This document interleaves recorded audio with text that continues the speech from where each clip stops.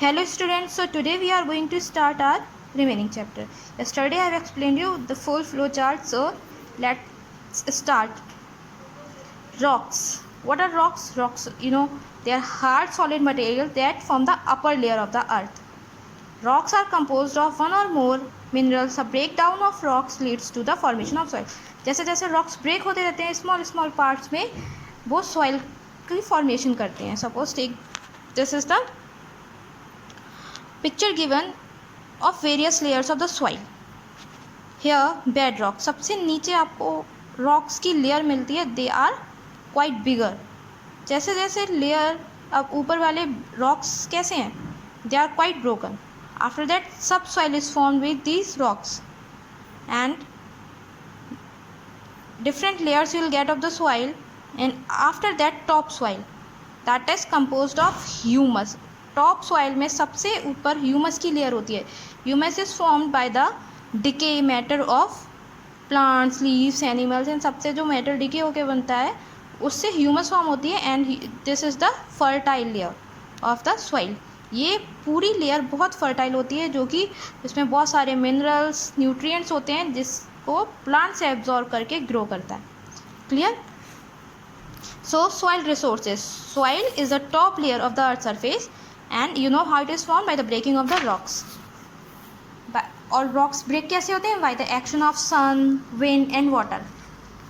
ऐसे करके फॉर्म होती है और बहुत सारे 100 and 1000 years लगते हैं सॉइल की फॉर्मेशन में.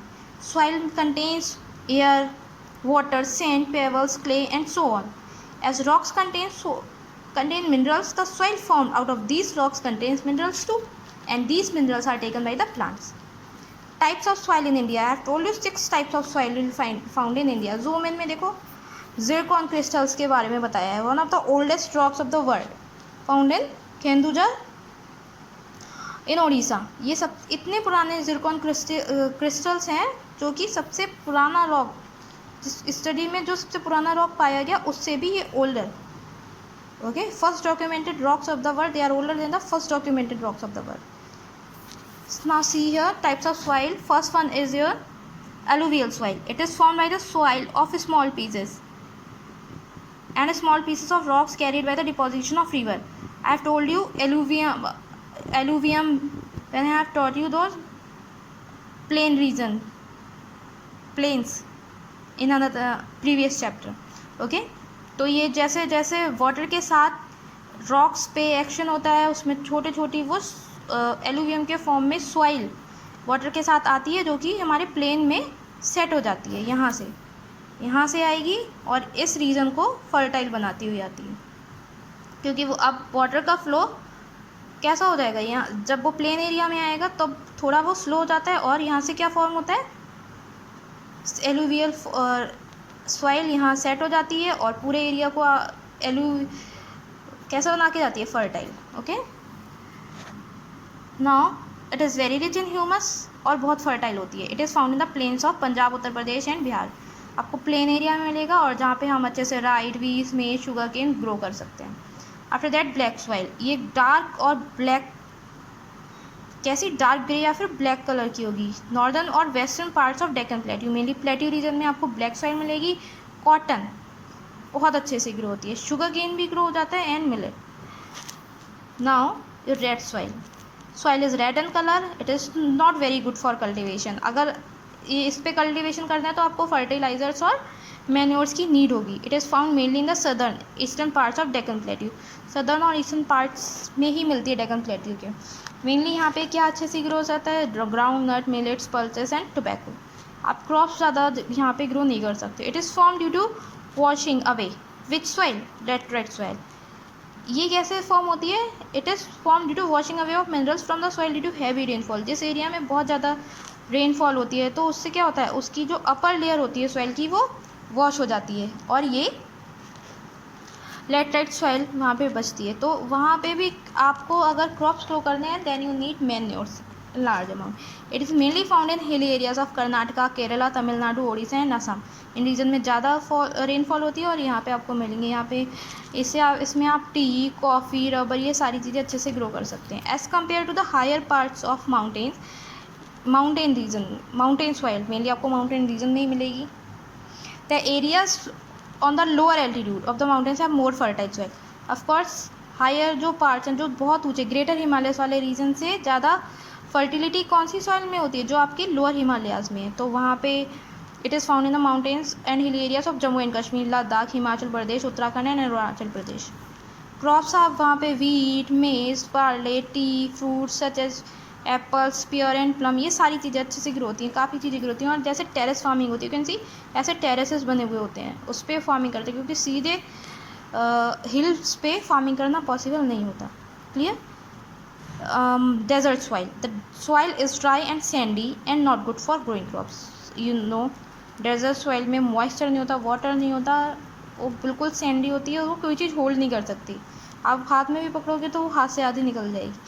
तो ना तो वो वाटर होल्ड करने की कैपेसिटी रखती है, तो वो कैसी होती है, that is not good for growing crops. Mainly आपको डेट्स एक यही अच्छी चीज़ मिलती है. मिलेट, बार्ले एंड मेज आप उसमें ग्रो कर सकते हो अगर आसपास के रीजन में वाटर है. थोड़े बहुत ओएसिस वाले रीजन से वाटर मिल जाता है, जिससे कि जिसकी हेल्प से वो ये वाले क्रॉप्स ग्रो कर सकते हैं. Clear. Now conservation of soil. How we can conserve the soil. Sometimes the top layer कैसे रिमूव हो जाती है, by the action of water, by the action of wind. ऐसे सॉइल की अगर टॉप लेयर रिमूव हो जाएगी तो वहाँ की सॉइल की क्या हो जाएगी, फर्टिलिटी रिड्यूस हो जाएगी. तो और वो कैसे बचा सकते हैं हम सॉइल की फर्टिलिटी रिमूव होने के लिए. अगर सपोज़ वहाँ पे बहुत सारे ट्रीज़ हैं और उस एरिया में अगर फ्लड आती है तो क्या होगा, ट्रीज़ ने सॉइल को होल्ड करके रखा हुआ है. The trees roots of the tree has the capacity to hold the soil. So if the flood is coming in that region, then the top layer of the soil will not get removed. But if the trees are not in that region, easily with the heavy rainfall, with the action of the wind, top layer of the soil will get removed and the soil will not remain fertile for the crops and trees. So ऐसे अगर हम large amount में trees plant करेंगे तो हम soil को conserve कर सकते हैं, उसकी फर्टिलिटी को कंजर्व कर सकते हैं. Clear. It is essential to conserve soil. Why. It is necessary for our food requirements. अगर सॉइल में फर्टिलिटी नहीं होगी, सॉइल की फर्टिलिटी नहीं बचेगी, तो हम कुछ भी अच्छे से ग्रो नहीं कर सकते हैं and it is harmful for us only. Farmers must use natural fertilisers. अगर हम केमिकल फर्टिलाइज़र्स की जगह नेचुरल फर्टिलाइज़र्स यूज़ करते हैं, then it is good for the soil. Chemical fertilisers बहुत हार्मफुल होते हैं सॉइल के लिए. वो एक बार तो क्रॉप ग्रो करते हैं लेकिन सॉइल को बिल्कुल बेकार करके छोड़ते हैं. Therefore farmer must grow different crops one after the another on the same land. इसे कहते हैं which type of farming they should practice. Means they should keep changing the crops.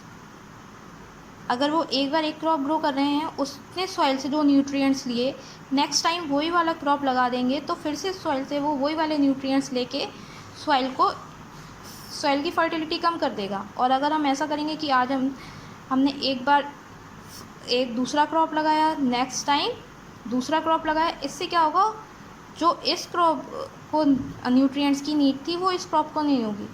तो जब तक ये वाला क्रॉप ग्रो करेगा, उस क्रॉप के लिए जो न्यूट्रिएंट्स है वो रिटेन हो जाएंगे.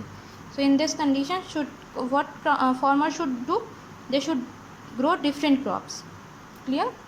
So many ways are there in which we can conserve the soil. Now another one is mineral resources. Tomorrow I'll explain you this. Thank you.